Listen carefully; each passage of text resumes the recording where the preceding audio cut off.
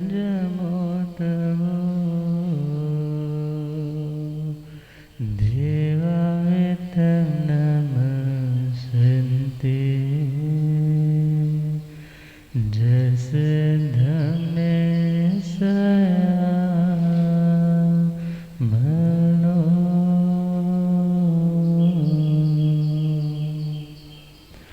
श्री महावीर प्रभु को मेरी वंदना। श्री महावीर प्रभु को मेरी वंदना वंदना वंदना वंदना वंदना वंदना वंदना। मुझको तारो प्रभु तारे जो चंदना। मुझको तारो प्रभु तारे जो वंदना वंदना वंदना वंदना वंदना।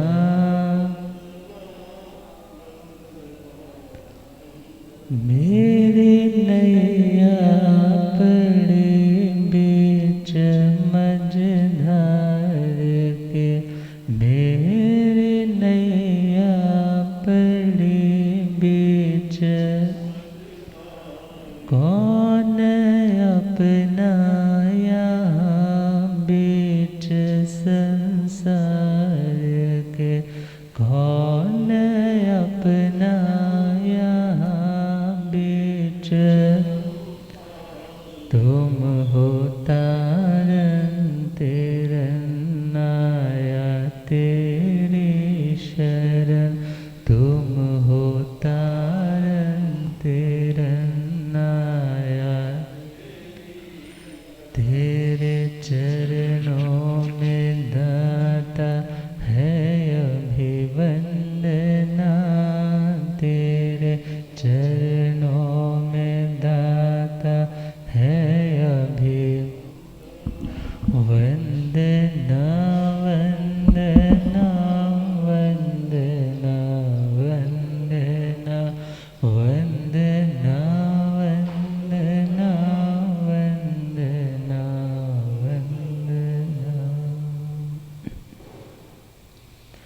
अनंत अनंत शांति के निकेतन शासनपति श्रमण भगवान महावीर स्वामी के पावन चरणवृंदों में हार्दिक भावना वंदन नमन। मेरे अंधेरे जीवन को रोशनी प्रदान करने वाले परम उपकारी आगम ज्ञान के भंडार आगम ज्ञाता आगम पुरुष जिन शासरतन हिमाचल केसरी उपाध्याय भगवंत श्रद्धेय गुरुदेव श्री जितेंद्र मुनि जी महाराज साहब के पावन चरण कमलों में हार्दिक भावना वंदन नमन। पाठ पर विराजमान तपस्वी रतन श्री प्रभु मुनि जी महाराज साहब के चरणों में वंदन। धर्म सभा में उपस्थित धर्मानुरागियों, सुशीलवती माताओं एवं बहनों, असीम पुण्य से भाग्य से आप सबको संतों का समागम और वीतरागवाणी श्रवण करने का शुभ अवसर प्राप्त हो रहा है।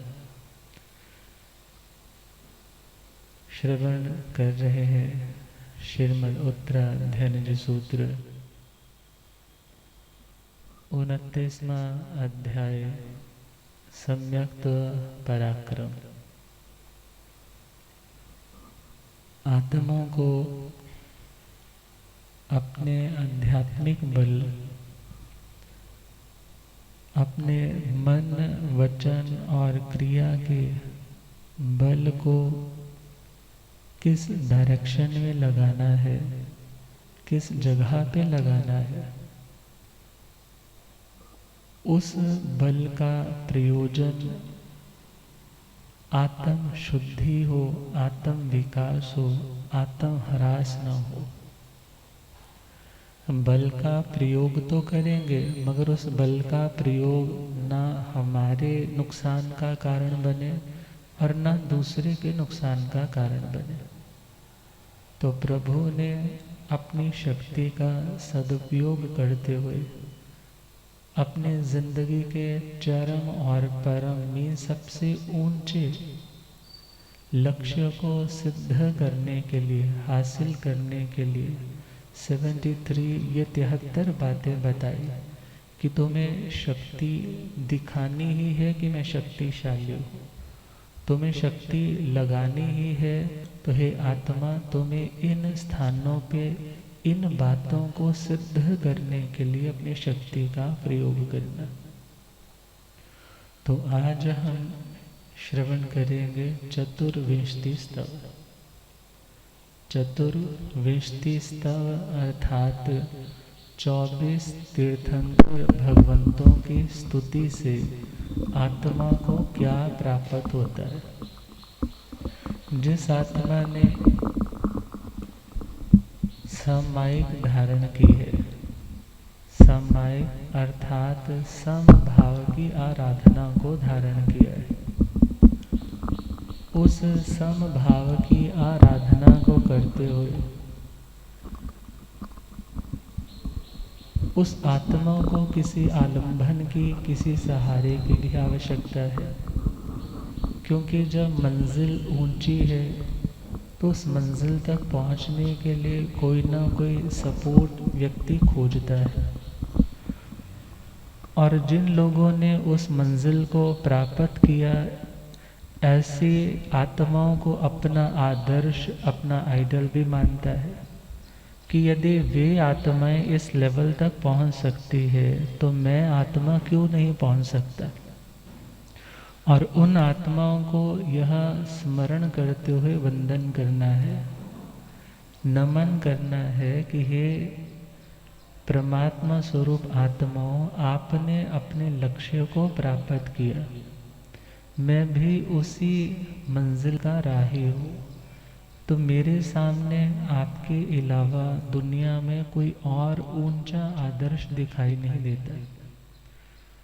तो मैं आपके उस पोटेंशियल को सल्यूट करता हूँ, आपकी उस शक्ति के सदुपयोग को, आपकी उस बुद्धि को, आपकी उस निर्मलता को वंदन करता हूँ कि आपने अपनी शक्ति का ऐसे स्थानों पर प्रयोग किया कि आप सदा सदा के लिए कर्मों के बंधनों से मुक्त हो गए। दुनिया में यदि हम किसी को देखते हैं तो कोई ना कोई उसमें कमी दिखाई देती है, मगर भगवान तो ऐसा होना चाहिए जिसमें कोई कमी ना हो। जिस भगवान को स्त्री की चाह है, जिस भगवान को किसी प्रकार के अस्त्र शस्त्र की आवश्यकता है, और जिसे भक्तों को प्रसन्न करने के लिए भी अपने बाल रूप में आने की आवश्यकता है, इट मीन्स वो अभी कर्मों की यात्रा से मुक्त नहीं है। मगर हम उन भगवंतों की बात करेंगे जिन भगवंतों ने सर्व कर्मों को, सर्व वासनाओं को अपनी आत्मा से अलग कर दिया, और जिन्हें न पुत्र की चाह है, न पत्नी की चाह है, न राज्य समृद्धि की चाह है, जो दैहिक विषयों से, मैटेरियलिस्टिक सर्व पोजेशन से मुक्त हो चुके, और उन्होंने उस लेवल तक पहुंचने के लिए जो जो अभ्यास साधनाएं की, उन्होंने जो अपना सेल्फ कंट्रोल किया, उसे स्मृति पटल पर उकेरते हुए, उन्हें स्मरण में लाते हुए कि हे प्रभु, आप तो उस लेवल पर पहुंच गए, मगर दुनिया में कोई और दूसरा आपके समान दिखाई नहीं देता कि मैं जैसे अपना रोल मॉडल मानूं, जिसे मैं वंदन नमन करके, जिसके गुणगान करके मैं खुद को पॉजिटिव करूं, मैं खुद को उस डायरेक्शन के प्रति, उस मार्ग के प्रति समर्पित कर सकूं। तो यह चतुर्विंशति स्तव वास्तव में देखा जाए तो एक आत्मा के श्रद्धान को इतना निर्मल करेगा, उसकी श्रद्धा को, उसकी आस्था को, उसके विश्वास को इतनी दृढ़ता देगा कि फिर मार्ग में आने वाले सभी प्रकार के विघ्न और बाधाएं स्वतः ही टलने लग जाती। मगर किनके स्मरण से? 24 तीर्थंकर भगवंतों के स्मरण से। बहुत से कह देते हैं इन 24 तीर्थंकरों को वंदन करने से मिलेगा क्या, क्योंकि ये तो अब मोक्ष अवस्था में है, सिद्ध गति में है, तो इन आत्माओं को वंदन करने का कोई प्रयोजन दिखाई नहीं देता। तो प्रभु के सामने भी ऐसा प्रश्न आया होगा, क्योंकि प्रभु जिस समय 24वें तीर्थंकर भगवंत के रूप में विचरण कर रहे थे सदेह अवस्था में, उनके सामने भी प्रश्न आया होगा कि हे प्रभु, भरत और ऐरावत में 24 तीर्थंकर होते। तीर्थंकर कोई अवतार नहीं है, इतना ध्यान रखना है। तीर्थंकर कोई अवतार नहीं है। ये नहीं है कि वो पहले वाले भगवान आदिनाथ जी के ही अवतार चल रहे, बल्कि ये सभी आत्माएं इंडिविजुअल, व्यक्तिगत, अलग अलग अपनी साधना करके कर्मों के बंधनों से मुक्त हो चुके। मगर जब ये प्रश्न पूछा गया था तो प्रभु महावीर स्वामी तो अभी 4 अघाती कर्म से युक्त थे, मगर 4 घाती कर्म से मुक्त हो चुके थे। तो उनके सामने जब प्रश्न आया कि हे प्रभु, 24 तीर्थंकर भगवंतों का स्तवन करने से इस आत्मा को मिलेगा क्या? इस आत्मा को मिलेगा क्या? क्योंकि दुनिया में आप कुछ भी करते हैं बिना प्रयोजन के नहीं करते। कोई ना कोई लक्ष्य, कोई ना कोई प्रॉफिट, कोई ना कोई प्रयोजन आपके सामने रहता है। तो यदि षड आवश्यक में दूसरा आवश्यक चतुर्विंशति स्तव इसको रखा गया है, तो इसे रखने का और इसे करने का आत्मा को लाभ क्या मिलेगा? प्रश्न रख दिया प्रभु के चरणों में।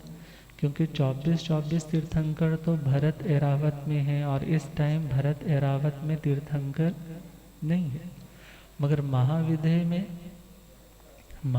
में है। अर्थात जैसे हम सुनते हैं 5 भरत, 5 ऐरावत और 5 महाविदय, तो भरत और ऐरावत तो तीर्थंकरों से खाली है, वहाँ से मोक्ष जाने का रास्ता भी बंद है। मगर महाविदय ऐसा है कि महाविदय से आज भी मोक्ष जाने वाले साधना कर रहे हैं। मगर इतना और ध्यान रखना है, अक्सर लोग आकर के प्रश्न कर देते हैं, महाराज जी कोई ऐसी साधना बताओ कि मेरा जन्म महाविदय में हो सके, कोई ऐसा पाठ बताओ, कोई ऐसी तपस्या बताओ कि मैं महाविदय में जन्म ले सकूं। तो हमारे बड़े गुरुदेव फरमाया करते हैं कि महाविदय भी देखा जाए, वहाँ वो भी कर्म भूमि ही है, वहाँ पर भी आत्मा को साधना करनी है और वहाँ से भी 5 गतियों के दरवाजे खुले हैं। ये नहीं है कि वहाँ से कोई नरक में नहीं जाता, त्रियंच गति में नहीं जाता, मनुष्य गति में नहीं जाता, देव गति में नहीं जाता। अर्थात 4 गतियाँ तो खुली खुली है और उसके साथ एक्सेप्शनल कौन सी गति सदा खुली रहती है? सिद्ध गति। मीन्स वहाँ क्रूर कर्म करने वाले भी है और अच्छे कर्म करने वाले भी है। अर्थात महाविदय में जन्म हो जाए तो मात्र जन्म लेने से आत्मा का कल्याण नहीं हो पाएगा, मगर फिर भी जब उस चौथे आर्य की तरह हमेशा वहाँ सब कुछ रहता है और एटलीस्ट देखा जाए हर क्षेत्र में एटलीस्ट 4 तीर्थंकर भगवान विचरण करते हैं। और इस टाइम भी 20 तीर्थंकर, उनके लिए क्या वर्ड आता है? विहरमान। क्या आता है? विहरमान का मतलब है जो भी प्रेजेंट टाइम में भी विहार कर रहे, विचरण कर रहे, उन्हें क्या कहा जाता है? विहरमान। अर्थात वो 20 तीर्थंकर अभी एट प्रेजेंट में है। और देखना होगा टोटल 160, टोटल 160 और 10 हमारे इन भरत एरावत के, तो 170 तीर्थंकर तो कभी हुए थे भगवान अजितनाथ जी के टाइम में। मगर अभी अभी हम प्रेजेंट स्टेट में देखें तो अभी इस टाइम कितने तीर्थंकर विराजमान है? 20 विहरमान तीर्थंकर। और उन सबकी जो जन्म है, दीक्षा है, केवल ज्ञान है, निर्वाण है, सभी का टाइम सेम रहता है। और इसके साथ साथ 84 लाख पूर्व की आयुष्य रहती है, 83 लाख पूर्व तो किस में रहते हैं? गृहस्थ पर्याय में। और जो 1 लाख पूर्व है उस अवस्था में वो लोग दीक्षा अंगीकार करते हैं, साधना करते हैं, और जब केवल ज्ञान होता है धर्म तीर्थ का स्थापन करते हैं। तो यहाँ पर तो हमने क्या सुना? चतुर्विंशति सब, ओनली 24 तीर्थंकर। तो क्या उन तीर्थंकरों को वंदना नहीं होगी? उन तीर्थंकरों का स्तवन नहीं होगा? तो होगा, क्योंकि हमारा ये लोगस का पाठ है जहाँ पर वर्ड आएगा 24 केवली। क्या वर्ड आएगा? 24 केवली। मीन्स ये 24 तीर्थंकर तो है ही है। अपी का मतलब है भी मीन्स ऑल्सो, कि इनके साथ साथ और भी जो विहरमान तीर्थंकर है। और इसके साथ साथ हम ज़रा और एक्सपैंड करें इस चिंतन को, तो जब हम बोलते हैं नमो अनंत 24, हाँ, ऋषभादिक महावीर आर्य क्षेत्र माँ घाली धर्म निशीर। मीन्स वहाँ पर हमने कितने सिद्ध परमात्मा को वंदन किया? अनंत 24। अनंत 24 मतलब जो पहले इतने हो चुके, जो अभी प्रेजेंट में है, और आगे भी जो होंगे। हम भावी को भी वंदना कर दें, मगर जो भूतकाल में पास्ट में हो चुके हैं उनकी साधना भी सेम थी, और जो आज कर रहे हैं उनकी साधना भी सेम है। और अक्सर पुराने प्राचीन ग्रंथों में आता है एगे वंदिये सव्वे वंदिया भवंती।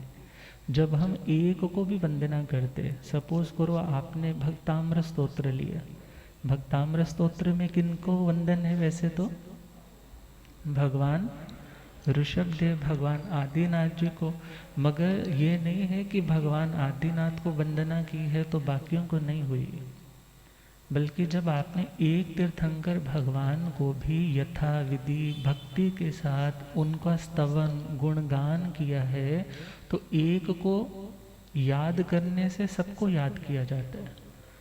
और एगे असाह्य सव्य असाह्या भवंती। और सपोज करो आपने किसी एक की आशातना की, कि 24 तीर्थंकर या अनंत 24 में से भी एक की भी आशातना की, तो एक की अवज्ञा, अवहेलना, उपेक्षा करने से सभी की क्या हो जाती है? उपेक्षा। क्यों? क्योंकि उन सभी का जो लेवल है, जो स्टैंडर्ड है, जो शुद्धि है, जो ज्ञान है, जो दर्शन है, सभी का इक्वल है, सभी का सेम है। इसलिए ये लोगस का पाठ है तो बहुत महत्वपूर्ण। अक्सर आप लोगों ने सुना होगा महाराज या साध्वी जी महाराज कोई भी आते हैं तो क्या कहते हैं? भाई सामायिक का पाठ याद करो। अच्छा वो नहीं होता ना तो लोगस का क्या कर लो? याद कर लो। इस लोगस में ऐसा है क्या कि अक्सर इसकी प्रेरणा दी जाती है कि लोगस का जाप करो या लोगस की माला कर लो, तुम्हारे विघ्न भी कट जाएंगे और तुम जो चाहते हो वो भी मिल जाएगा।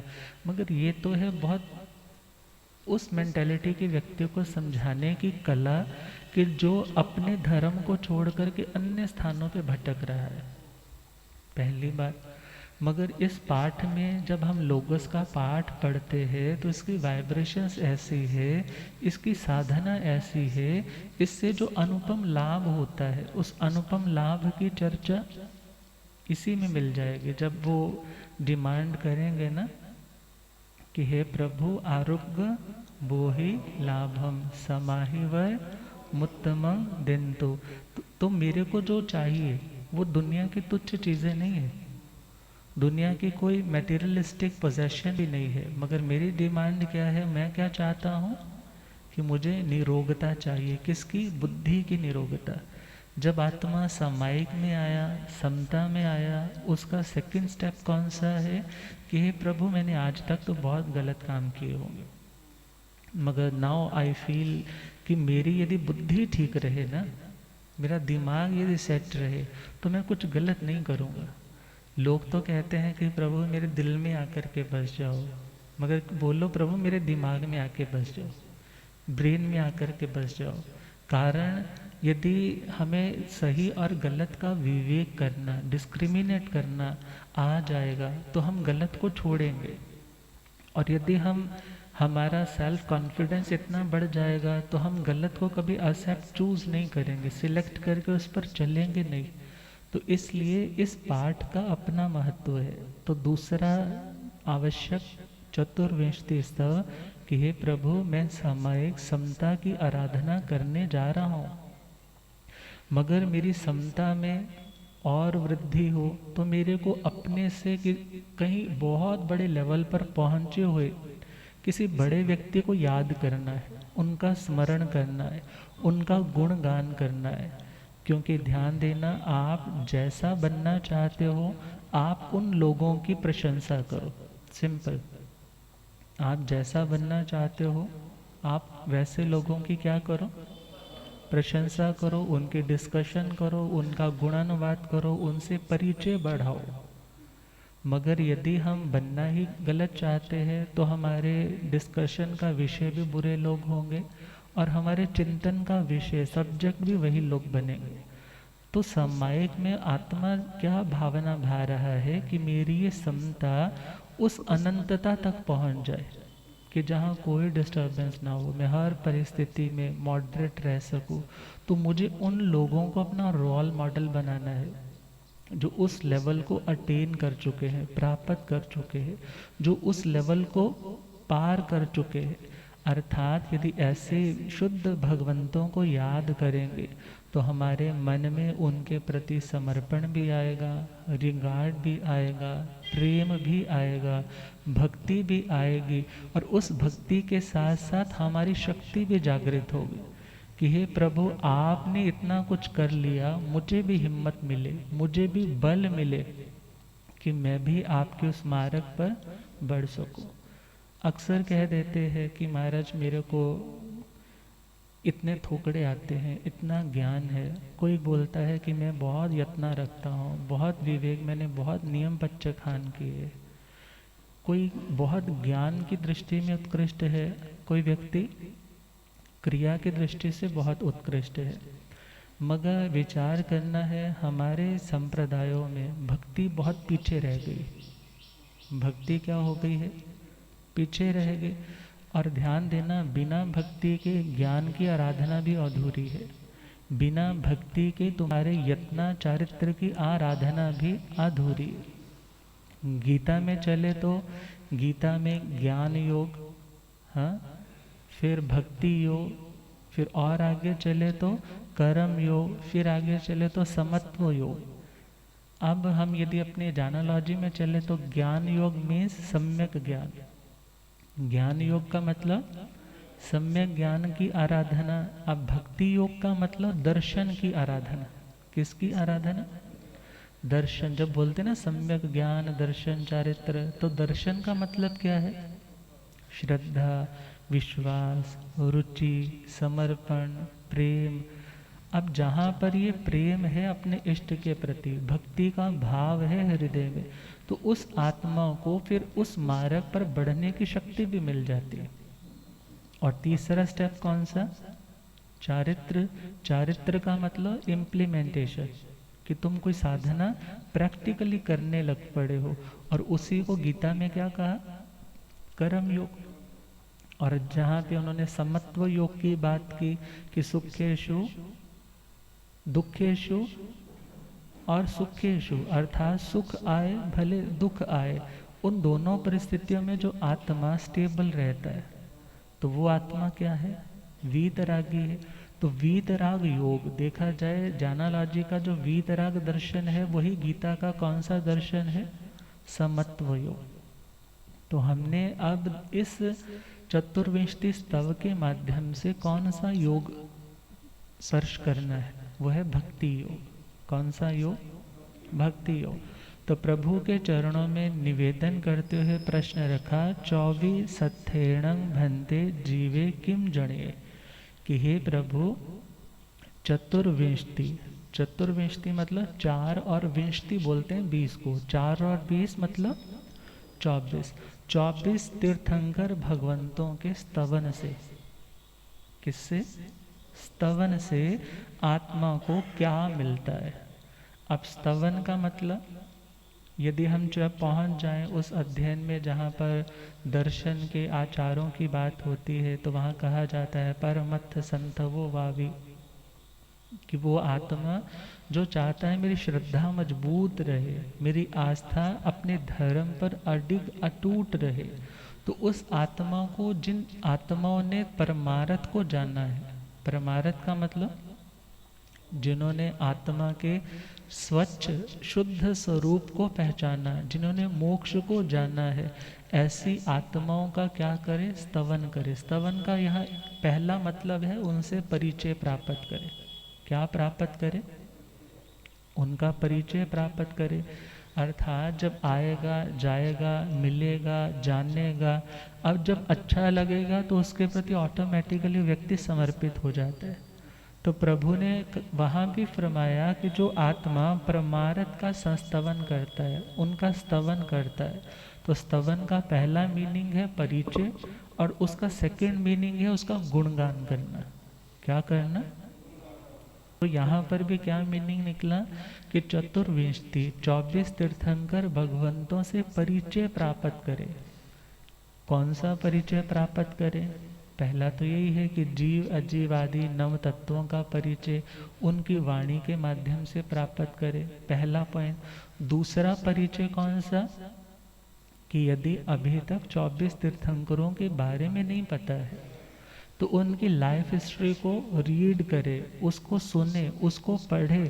कारण उसको पढ़ेंगे, सुनेंगे तो पता चलेगा कि उनकी साधना कैसी थी, उनकी आराधना कैसी थी, उन्होंने ऐसा कौन सा कर्म किया जो विश्व वंदनीय बन गए, उन्होंने कौन सी साधना की कि कभी वो हमारे से भी ज़्यादा शायद निकृष्ट अवस्था में थे मगर वो इतने सर्वोत्कृष्ट बन गए। उन्होंने ऐसा क्या किया? जब पढ़ेंगे तो पता चलेगा। और जब पढ़ेंगे तो उसी का नाम क्या है? परिचय प्राप्त करना। मीन्स आप भगवान से जब परिचित हो जाओगे, क्या हो जाओगे? परिचित हो जाओगे। जब परिचित हो जाओगे तो उनके गुणों के आगे स्वतः ही नतमस्तक होने लग जाओगे। जब सुनोगे कि संगम ने इतने उपसर्ग दिए, जस्ट एक तीर्थंकर भगवान प्रभु महावीर स्वामी को ले लिया, उन्हें इतने उपसर्ग, इतने कष्ट पहुंचाए गए। और यदि भगवान पार्श्वनाथ जी का देखे तो वो कमठ का जीव चलते चलते क्या बन गया? वो मेघमाली। जब भगवान साधना कर रहे हैं तो उसने क्या किया? भगवान की साधना में विघ्न डालने के लिए बारिश, बादलों की ऐसी विकुर्वणा की है कि पानी पानी हो गया, और वो चलते चलते पानी नाक तक पहुंचने लगा। मगर उसी टाइम किनके सिंहासन हिल गए? धरणेन्द्र पद्मावती। अर्थात जिन नाग और नागिन के ऊपर एक उपकार था, उन्हें ध्यान आया कि हमारे ऊपर उपकार करने वाले किसी कष्ट में है, और उसी टाइम पहुंच गए और भगवान के नीचे आसन भी बना दिया, ऊपर भी उठा दिया और ऊपर छत्र भी कर दिया। अब स्टोरी पढ़ोगे, जानोगे, एक परिचय भी आएगा, एक श्रद्धा भी आएगी। एक्चुअली जब हम अपने धर्म को अच्छे से समझते नहीं हैं तो हम जल्दी डिस्ट्रैक्ट हो जाते हैं। हमें लगता है वो अच्छा है, वो अच्छा है, उसका ये हो गया, उसका ये हो गया। मगर जब अपने इस धर्म को लॉजिकली और भक्ति के साथ जानोगे, उसको समझोगे, उससे परिचित होने लग जाओगे, और जब परिचित होने लग जाओगे तो तुम्हें पता चलेगा अरे ये चमत्कार ज़्यादा बड़ी चीज़ नहीं है, और ये चीज़ें आत्मा का कल्याण भी नहीं कर सकती। मगर हाँ, कर्म भोगे बिना आत्मा का छुटकारा, कर्म करना आसान मगर कर्म का फल भोगना बहुत मुश्किल है। शैया पालक के कानों में त्रिपृष्ठ के भव में भगवान महावीर स्वामी के जीव ने क्या डाला था? गरम गरम पिघलता हुआ वो सीसा, लेड, वो धातु है, उसको मेल्टिंग स्टेज पे ला करके कानों में डाला गया। अब वो तड़पता हुआ मर गया। कर्म ऐसा बांधा है कि आज प्रभु साधना कर रहे, और वो व्यक्ति ही क्या बन करके आया है? गवाला। और कानों में क्या डाली है? कीले। वो लकड़ी की कीले है। और जब कानों में कीले ठोकी है, बाहर से तोड़ भी दी है कि किसी को दिखाई ना दे, किसी को पता ना चले, मगर अंतर से भीतर से कितनी वेदना हो रही। मगर भगवान जानते हैं कि कर्म मैंने बांधा, और कर्म का भुगतान भी किसे करना? मुझे स्वयं करना। क्योंकि कहा करते हैं ना, ऋषियाँ मुनियाँ नो वे कर्मा दा फल पौना पैंदा है। ऋषियाँ मुनियाँ नो वे कर्मा दा फल, ओ आखिर बदियाँ वाले बंदे नो पछतौना पैंदा है। आखिर बदियाँ वाले बंदे नो पछतौना।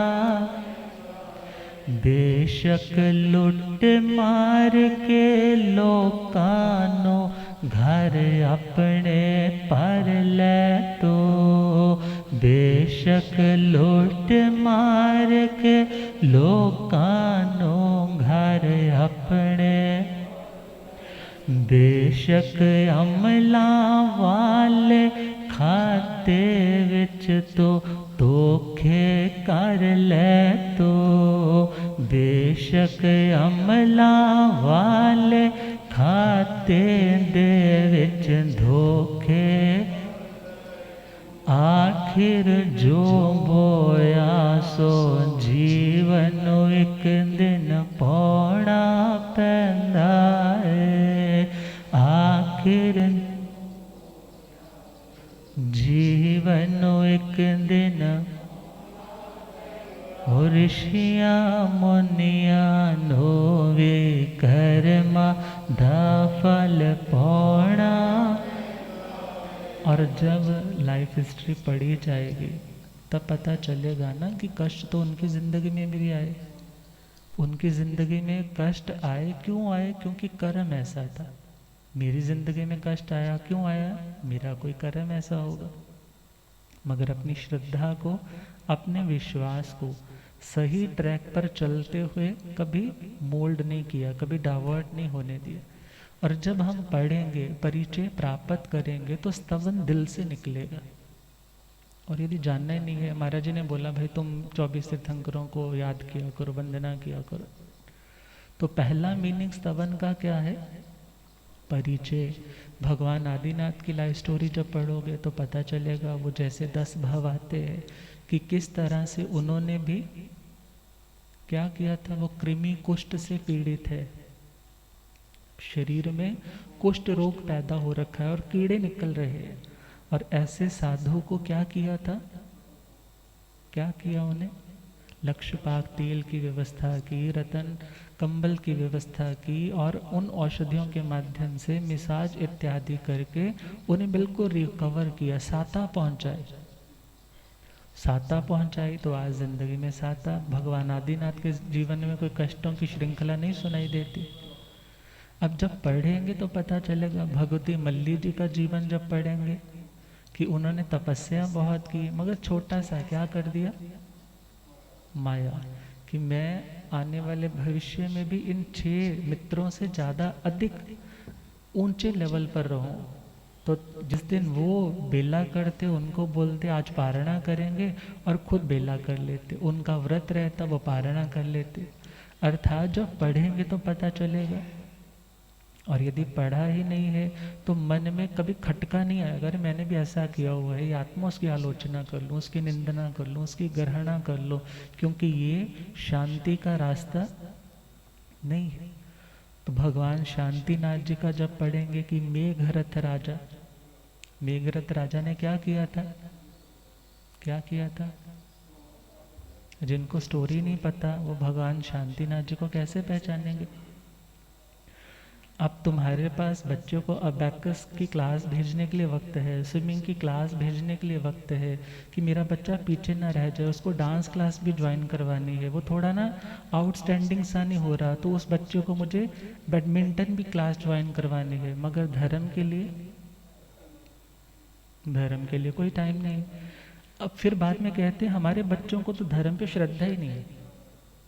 श्रद्धा कहाँ से आएगी जब तुम्हारी श्रद्धा मजबूत नहीं है? तुमने कभी खुद हिस्ट्री रीड नहीं की, जब तुमने खुद कभी गुरुओं के पास आकर के कोई ऐसी बुक की डिमांड नहीं की कि मुझे कृपा करो कि मैं रीड करूं, मैं आगे भी पढ़ा सकूं, तुम्हारे संस्कार मजबूत नहीं है, तुम खुद अवेयर नहीं हो, तो पूर्व जन्म का कोई अभ्यासी आत्मा होगा जो अपने आप इन चीज़ों की खोज करके आगे बढ़ जाएगा, मगर तुमने रिस्पॉन्सिबिलिटी क्या निभाई? तो विचार करना है। जब मेघरथ राजा की हिस्ट्री पढ़ी तो पता चला, अरे भगवान शांतिनाथ जी के पूरा भाव में उन्होंने एक कबूतर की रक्षा के लिए क्या कर दिया, अपना मांस उतारते उतारते लास्ट में उस तकड़ी में ही बैठ गए, और जब बैठे हैं तो देवता प्रकट हो गया, बोला मैं तो तुम्हारी परीक्षा ले रहा था और तुम उसमें सफल हो गए। अर्थात वो बाज जिसका आहार है वो कबूतर, मगर वो बाज कौन था? वो भी देवता था। जो कबूतर था वो भी देवता था, मगर जो वास्तविक सच्चे अर्थों में देव स्वरूप थे वो मेघरथ राजा, जिन्होंने उसकी रक्षा के लिए, शरणागत की रक्षा के लिए अपने प्राण न्यौछावर करने के लिए अपने मन को बना लिया। जब पढ़ेंगे तो पता चलेगा ना, ऐसी साधना की कि माता के गर्भ में जब आए तो जो महामारी फैली हुई थी, एपिडेमिक, जो बहुत इस तरह का रोग लगा हुआ था लोगों में, मगर जैसे ही माता के गर्भ में आए और जैसे ही हवा टच होकर के जिस डायरेक्शन में जाती है, जिन जिन लोगों को छूती है, उनके परमाणुओं की उन प्योर शुद्धता के स्पर्श के कारण वो लोग रिकवर, वो लोग ठीक स्वस्थ होने लग जाते हैं। कितना बड़ा चमत्कार है। मगर जब पढ़ाई नहीं है तो श्रद्धा नहीं है, श्रद्धा नहीं है तो स्थिरता नहीं है, तभी तो पत्ते की तरह कभी इधर कभी इधर। मगर जब श्रद्धा जगाना चाहते हैं तो आप भगवंतों का परिचय प्राप्त करें, वो क्या थे और वो कैसे बने, पहले क्या थे और आने वाले भविष्य में वो कैसे बने, तो उसका नाम है चतुर्विंशति स्तव। जस्ट इतना नहीं है तुमने पाठ रट लिया और तुम गुनगुनाने लग पड़े, वो एक सेकंड चीज़ है, मगर उससे भी प्राइमरी चीज़ कौन सी है? स्तवन, मतलब उनका परिचय प्राप्त करे। वो इस लेवल तक पहुँचे तो कैसे पहुँचे, उन्होंने कौन सी साधना की। और दूसरा मीनिंग इसका, दूसरा मीनिंग है उनकी प्रशंसा करे, उनका गुणगान करे, उनका स्तवन करे, उन्हें अप्रिशिएट करे, उन्हें याद करके हृदय से आनंदित होकर के उनसे भी उन जैसा बनने का वरदान मांगे। आप कहेंगे महाराज जानालॉजी में तो मांगना सिखाया नहीं जाता। हाँ, जानालॉजी में तो बोलते हैं भाई कि तुम्हें मांगने की ज़रूरत नहीं है, मगर ध्यान देना, एक मांगना ऐसा है जो तुम्हें हमेशा भिखारी बना रहने दे, और एक मांगना ऐसा है कि तुम्हारे मांगने की प्रवृत्ति सदा के लिए छूट जाए। गुरुदेव पधारे, हो रब मेरा सतगुरु बन के आया,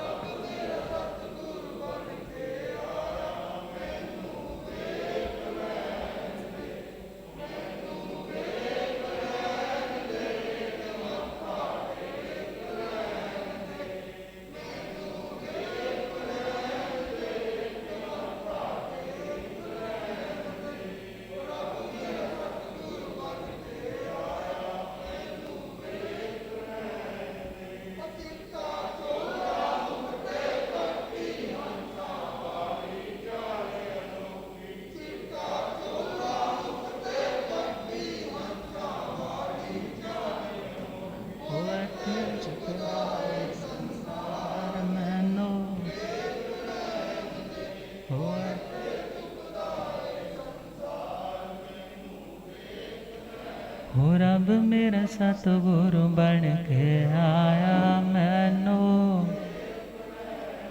हो पौंदे पौंदे पानी देंदा, सूखे बूटे हरे कर देंदा, पौंदे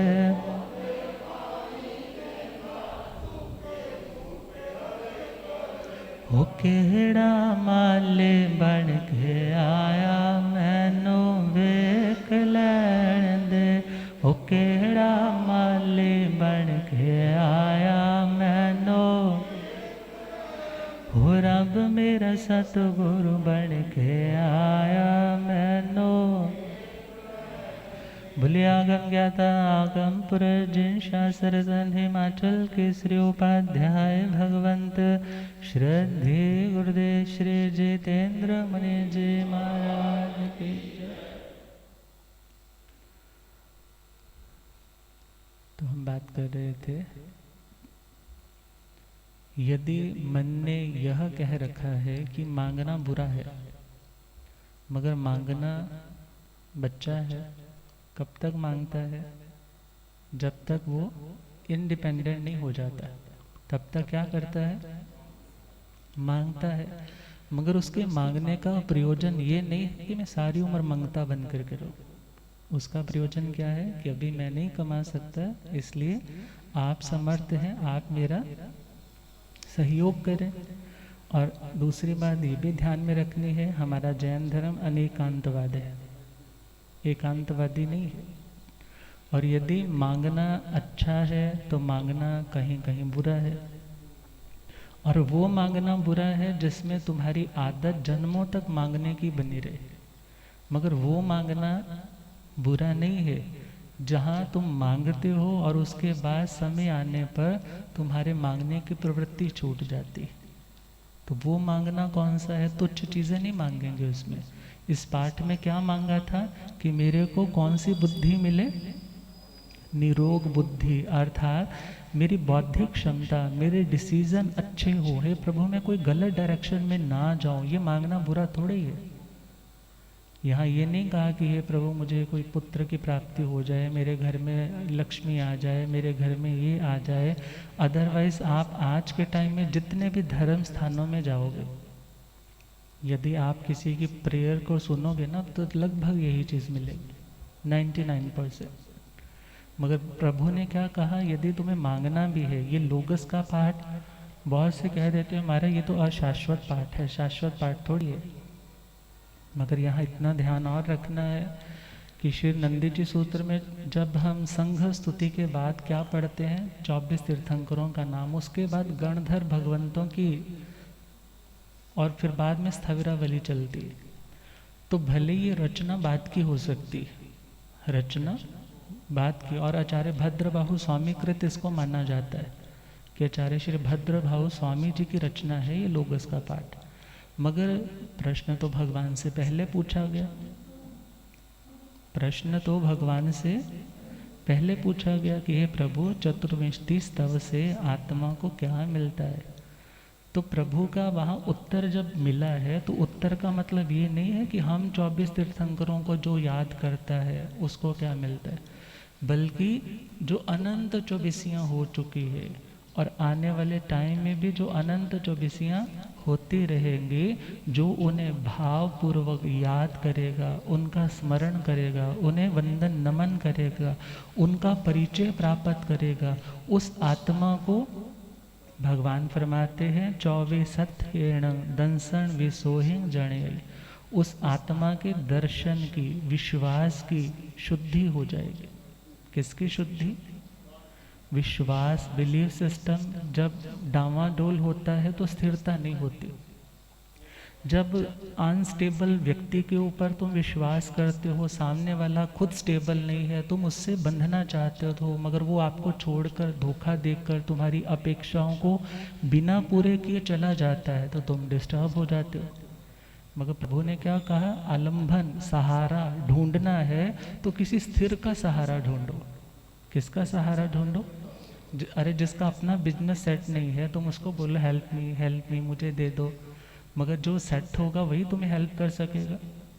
तो खैर, यहाँ पर हम 24 तीर्थंकर भगवंतों की जब स्तुति करते हैं, तो स्तुति से हमारा विश्वास, हमारे बिलीफ सिस्टम्स, और उस बिलीफ सिस्टम में जहाँ जहाँ इम्प्योरिटीज़ है, अशुद्धियाँ हैं, वो इम्प्योरिटीज़ छटने लग जाती है। मीन्स हमारी बुद्धि निर्मल होने लग जाती है, हमारे विश्वास निर्मल होने लग जाते हैं, हमें अपनी मंजिल का पहचान हो जाती है, और उस मंजिल पर चलने के लिए हमारे कदमों में गति के साथ साथ स्थिरता आ जाती है। हम डामाडोल नहीं होते, और जो डामाडोल नहीं होगा वो समय आने पर अपनी मंजिल तक अवश्य में पहुंच जाता है। और इसी लोगस के पाठ की आराधना करने वाले महापुरुषों के कई चमत्कार भी आते हैं। हमारे ही परम पूज्य गणविच्छेदक स्वामी श्री लालचंद जी महाराज, जो परम पूज्य आचार्य भगवंत श्री अमर सिंह जी महाराज साहब के पौत्र शिष्य थे, उनकी साधना बहुत कमाल की थी, और उनका रूटीन था कि रात के 12 बजे वो लोगस की माला करते थे।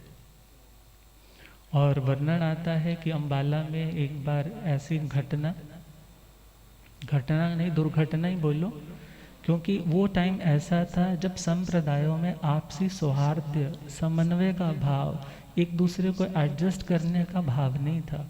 ये था कि कैसे भी मेरी प्रसिद्धि हो, ये खत्म हो जाए। तो दूसरे संप्रदाय वाले एक संत ने जैसे ही देखा, और अब ये जंगल दिशा को गए थे, वो भी जंगल दिशा गए थे, छोटे मुनि ने इनको संतों को बता दिया, अरे आज तुम्हारे गुरु का कुछ बचेगा नहीं। क्यों, ऐसा क्या? बस आज मेरे गुरुजी तेरे गुरुजी का पत्ता साफ कर देंगे। और जैसे अपने गुरुजी को ये निवेदन किया, उनकी तो रूटीन थी, वो अपनी साधना में बैठ गए। 1 दिन हुआ, 2 दिन हुआ, 3 दिन हुए। जब कितनी बार सुनते हैं कुछ ऐसा किया है, वो आता है चला जाता है, आता है चला जाता है, और तीसरे दिन जब आया है तो वो चीज़ उन्हीं संतों पर जाकर के गिरी, और उन संतों का भाव पूरा हो गया। जो 7 मुनि था वो विक्षिप्त हो गया। अर्थात ये 5 तुम्हारी रक्षा भी करते हैं, मगर हमारा प्रयोजन तो यही है कि हमारी आत्मा शुद्ध हो, मगर उस शुद्धि के साथ साथ आत्मा का ऑरा भी इतना स्ट्रांग बनता है कि उस आत्मा के ऊपर फिर ऐसी चीज़ों का कोई असर। मगर ऐसी स्टोरीज क्यों सुनाई जा रही है? इसलिए नहीं कि तुम इन चीज़ों पर ही डिपेंडेंट हो, इसलिए कि तुम और जगह भटको नहीं, बल्कि तुम्हारे पास यहाँ बहुत कुछ है, तुम इसको समझो और इसके प्रति श्रद्धा निष्ठा रखो। तभी तो क्या कहा जाता, बंदया तो बंदगी तो कदे जी न चुराया कर, बंदया तो बंदगी तो कदे जी न चुराया, जगया भी मन जाना तू रब नु मनाया कर, जगया ही मन जाना तू रब नु मन।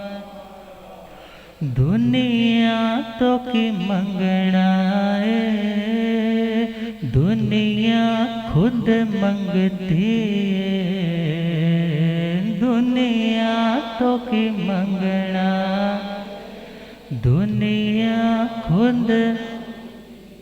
जरा सोच समझ के तू दामन ये फैलाया कर, जरा सोच समझ के तू दामन ये फैलाया, बंदया तू बंदगी तो कदे जी न चुराया कर, जगया भी मन जाना तू रब नु मनाया कर, जगया भी मन जाना तू।